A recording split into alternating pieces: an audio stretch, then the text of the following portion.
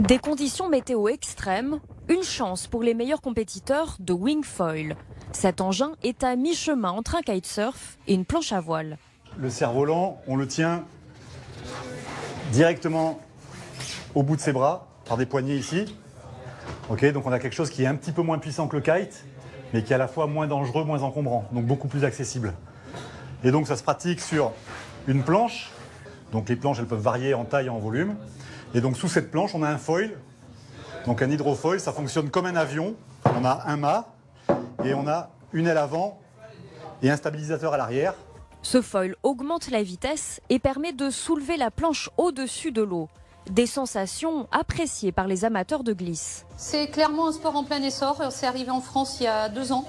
Et il y a vraiment de plus en plus de pratiquants parce que c'est un sport qui est très spectaculaire mais très agréable à pratiquer et pas si difficile que ça au final. Alors il y a une technique à trouver, mais ça s'apprend quand même relativement vite à partir du moment où on est un peu sportif, on a un peu d'équilibre.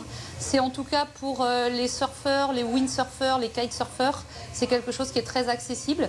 Et c'est aussi accessible à des gens qui n'ont jamais pratiqué de sport de glisse, mais qui ont une bonne forme physique, un bon sens de l'équilibre.